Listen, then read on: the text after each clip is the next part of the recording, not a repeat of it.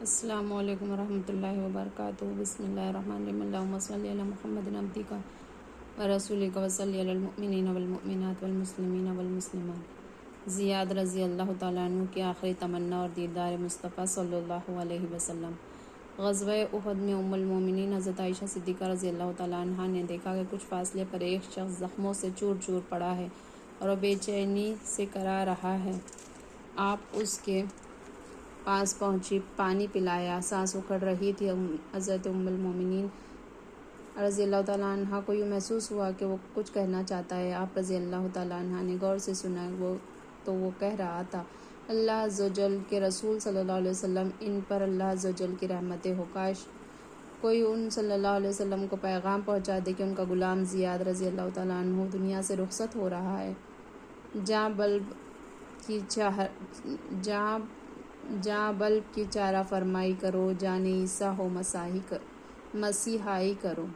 حضرت ام المومنین مدنی آقا صلی اللہ علیہ وسلم کی خدمت میں پہنچی، زیاد رضی اللہ تعالیٰ عنہ کا پیغام پیش کیا۔ سرکار صلی اللہ علیہ وسلم بے قرار ہو کر اپنے زخمی کے سرانے تشریف لائے۔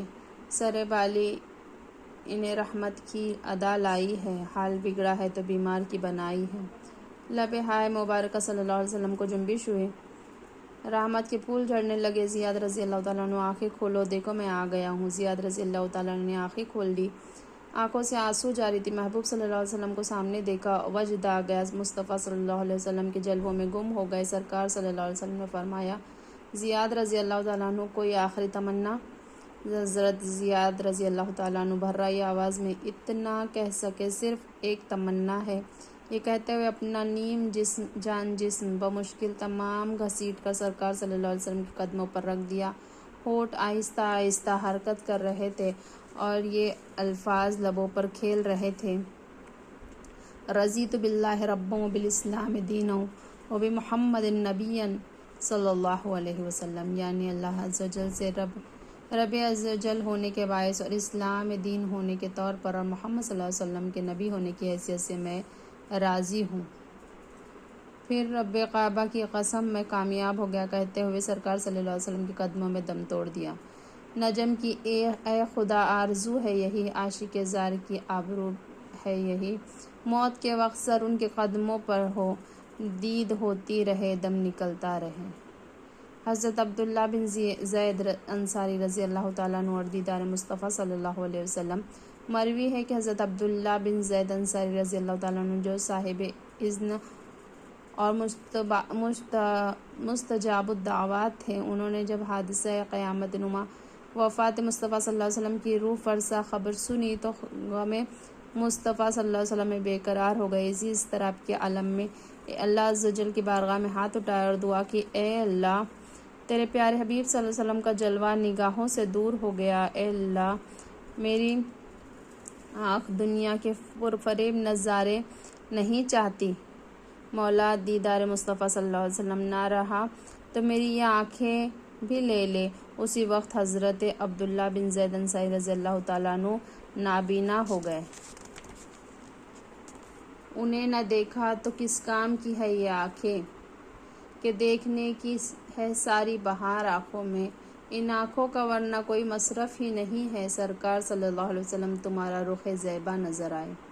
ایک گروہ صحابہ علیہ رضوان اور دیدار مصطفیٰ صلی اللہ علیہ وسلم جب مدینے والے آقا صلی اللہ علیہ وسلم کا وصال ظاہری ہوا تو صحابہ کرام پر قیامت قائم ہو گئی۔ ان میں ایک گروہ بھی ایسا بھی تھا جن کو دیدار مصطفیٰ صلی اللہ علیہ وسلم کے بغیر صبر و قرار ہی نہ آتا تھا۔ وہ داغ مفارقت سرکار صلی اللہ علیہ وسلم برداشت نہ کر سکے، انہوں نے مدینہ منورہ سے ہجرت کر کے مسافرت اختیار کر لی۔ جائیں کہاں، پکارے کسے، کس کا منہ تکے، کیا پرسش، اور جا بھی سگے بے ہنر ہی ہے۔ حیوانات اور دیدار مصطفیٰ صلی اللہ علیہ وسلم مدنی سرکار صلی اللہ علیہ وسلم کے وصال ظاہری کا جانوروں کو بھی بے حد صدمہ ہوا۔ ایک دراز گوش گدھا جس پر سرکار مدینہ صلی اللہ علیہ وسلم آخری سواری فرمایا کرتے تھے، فرط غم سے بے تاب ہو کر اس نے ایک کنویں میں چھلانگ لگا کر جان دے دی۔ آج سرور صلی اللہ علیہ وسلم کی خاص اونٹنی بھی دیدار مصطفیٰ کے بغیر بے قرار رہنے لگی، کھانا پینا چھوڑ دیا اور اسی طرح اس نے بھی جان دے دی۔ میں مدینہ تو گیا تھا، یہ بڑا شرف تھا، لیکن وہی دم جو ٹوٹ جاتا تو کچھ اور بات ہوتی۔ امام اہل سنت اور دیدار مصطفیٰ صلی اللہ علیہ وسلم، میرے آقا نعمت امام اہل سنت مولانا احمد رضا خان علیہ الرحمن زبردست عاشق رسول صلی اللہ علیہ وسلم تھے، متجب عالم تھے، کم و بیش 50 علوم پر دسترس رکھتے تھے۔ علماء حرمین طیبین میں آپ کو 14ویں صدی کا مجدد کہا۔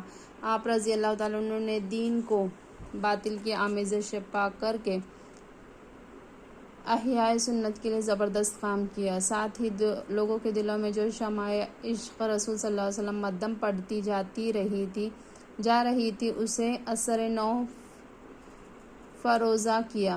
آپ رضی اللہ تعالیٰ عنہ بلا شک فنافر رسول اللہ صلی اللہ علیہ وسلم کے اعلیٰ منصب پر ممتکن تھے، بارہا مدنی سرکار صلی اللہ علیہ وسلم کی زیارت سے خواب میں مشرف ہوئے تھے۔ دوسری بار جب مدینہ پاک کی حاضری ہوئی تو بیداری میں زیارت کی حسرت لیے معجہ شریف میں پوری رات حاضر ہو کر درود پاک کا ورد کرتے رہے۔ پہلی رات کی قسمت میں یہ سعادت نہ تھی، دوسری رات آ گئی، معجہ شریف میں حاضر ہوئے اور درد فراق سے بےتاب ہو کر ایک نعتیہ غزل پیش کی جس کے چند اشعار یہ ہیں: وسوئے لالہ زار پھرتے ہیں تیرے دن اے بہار پھرتے ہیں، ہر چراغ مزار پر قدسی کیسے پروانہ وار پھرتے ہیں، اس گلی کا گدا ہوں میں جس میں مانگتے تاجدار پھرتے ہیں، پھول کیا دیکھوں میری آنکھوں میں دشت طیبہ کے خار پھرتے ہیں، کوئی کیوں پوچھے تیری بات رضا تجھ سے شیدا ہزار پھرتے ہیں۔ مقطع میں علیہ الرحمن نے از راہ تواضع اپنے آپ کو کتا فرمایا ہے، لیکن میں نے ادباً اس جگہ شیدا لکھ دیا ہے، اور حقیقت بھی یہی ہے کہ آپ رضی اللہ تعالیٰ عنہ بارگاہ رسالت صلی اللہ علیہ وسلم میں درود سلام پیش کرتے رہتے تھے۔ آخرکار راحت العاشقین مراد المشتاقین صلی اللہ علیہ وسلم نے اپنے عاشقی حقیقی کے حال زار پر خاص کرم فرمایا۔ انتظار کی گھڑیاں ختم ہوئی اور قسمت انگڑائی لے کر اٹھ بیٹھی، نقاب رخ اٹھ گیا، خوش نصیب عاشق نے عین بیداری میں اپنے محبوب صلی اللہ علیہ وسلم کا چشمان سر سے دیدار کر لیا۔ شربت دید نے ایک آگ لگائی دل میں، تپش دل کو بڑھایا ہے بجھانے نہ دیا، اب کہاں جائے گا نقشہ تیرا میرے دل سے، تہ میں رکھا ہے اس دل نے گمانے نہ دیا، سجدہ کرتا اگر اس کی اجازت ہوتی، کیا کروں اذن مجھے اس خدا نے نہ دیا۔ پیارے اسلامی بھائیوں بہنوں، ہم سب کو چاہیے کہ ہم بھی اپنے دل میں سرکار مدینہ صلی اللہ علیہ وسلم کی محبت بڑھائیں اور دیدار کی تمنا اپنے دل میں پیدا کریں اور دیدار کی جستجو کرتے رہیں۔ انشاءاللہ عزوجل کبھی تو ہماری بھی قسمت چمک اٹھیں گی، کبھی تو وہ صلی اللہ علیہ وسلم کرم فرما ہی دیں گے۔ سنا ہے آپ ہر عاشق کے گھر تشریف لاتے ہیں، کبھی میرے بھی گھر میں ہو چراغ یا رسول اللہ صلی اللہ علیہ وسلم۔ مدینہ منورہ 1405 کی حاضری میں میرے ایک پیر بھائی مرحوم حاجی محمد اسماعیل قادری رضوی، جن کا تعلق ہندوستان سے تھا مگر سالہ سال تک مدینہ پاک میں اقامت پذیر رہے، انہوں نے مجھے 2 ایمان افروز واقعات سنائے تھے، آپ بھی سنیے اور جھومیے۔ ایک بڑھیا اور دیدار مصطفیٰ صلی اللہ علیہ وسلم۔ چند سال قبل ایک 85 سال بڑھیا حج پر آئی تھی، مدینہ منورہ میں سنہری جالیوں کے روبرو صلاۃ و سلام عرض کرنے کے لیے حاضر ہوئی اور اپنے ٹوٹے پھوٹے الفاظ میں صلاۃ و سلام عرض کرنا شروع کیا۔ ناگہاں ایک خاتون پر نظر پڑی جو ایک کتاب میں دیکھ کر بڑے ہی عمدہ القاب کے ساتھ صلاۃ و سلام عرض کر رہی تھی۔ یہ دیکھ کر بیچاری ان پڑھ بڑھیا کا دل ڈوبنے لگا۔ عرض کیا، یا رسول اللہ صلی اللہ علیہ وسلم، میں تو پڑھی لکھی نہیں، آپ صلی اللہ علیہ وسلم کی شایان نشان القاب کے ساتھ سلام عرض کرنا آتا ہی نہیں۔ آپ صلی اللہ علیہ وسلم کی عظمت و شان واقعی بہت ہی بلند و بالا ہے۔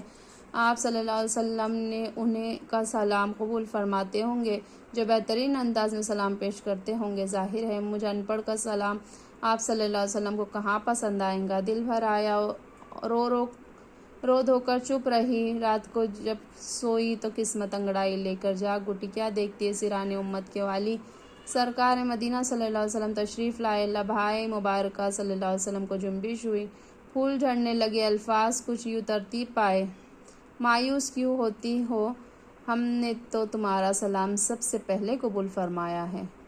تم اس کے مددگار ہو، تم اس کے طرفدار، جو تم کو نکمے سے نکما نظر آئے، لگاتے ہیں ان کو بھی سینے سے آقا صلی اللہ علیہ وسلم، جو ہوتا نہیں منہ لگانے کے قابل۔ ایک افریقی کے دیدار مصطفیٰ صلی اللہ علیہ وسلم کا عجیب واقعہ۔ چند سال پہلے کا واقعہ ہے۔ ایک افریقی رئیس سرکار عبدالقرار صلی اللہ علیہ وسلم، بے کسوں کے مددگار، امت کے حال سے خبردار، محبوب کردگار، شافی روز شمار صلی اللہ تعالی علیہ وسلم کے روضہ پر انوار پر حاضر ہوا اور قدمین شریفین کی سیدھ میں دھرنا مار کر بیٹھ گیا۔ عرض کیا: یا رسول اللہ صلی اللہ علیہ وسلم، جب تک شربت دیدار نہیں پیوں گا، کھانا نہیں کھاؤں گا۔ یہی رٹ لگاتا رہا۔